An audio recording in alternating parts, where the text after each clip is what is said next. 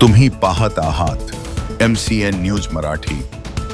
अकोला जिल्ह्यातील मूर्तिजापूर तालुक्यातील लंगापूर ग्रामपंचायतीने महापुरुषांच्या प्रतिमा व ध्वज हटवण्याबाबत बजावलेल्या नोटीसला ग्रामस्थांनी तीव्र विरोध दर्शवला आहे।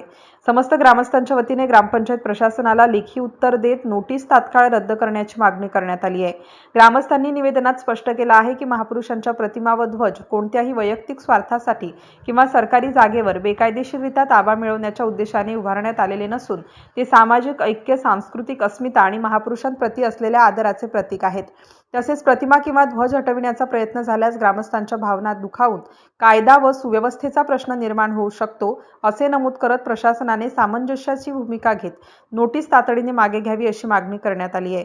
या संदर्भातील निवेदन उपजिल्हाधिकारी यांनाही देण्यात आलं असून नोटीस रद्द न झाल्यास तीव्र आंदोलन छेडण्याचा इशारा ग्रामस्थांनी दिला आहे। MCN न्यूज मराठीकरिता प्रभाकर बोरकर, अकोला।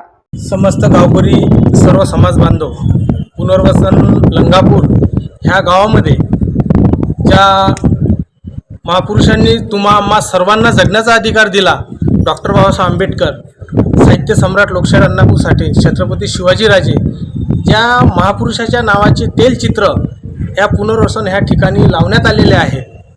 तरी सर्व जाती धर्माच्या लोकांनी एकोप्याने हे लावलेले आहेत। पण ग्रामीण गावामध्ये ग्रामपंचायत जी आहे ते जातीय दंगल घडवण्याचं काम करत आहे।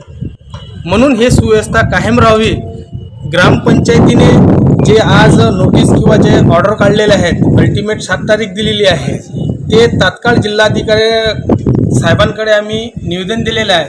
सर्व जाती धर्माचे लोक आमच्यासोबत आहेत।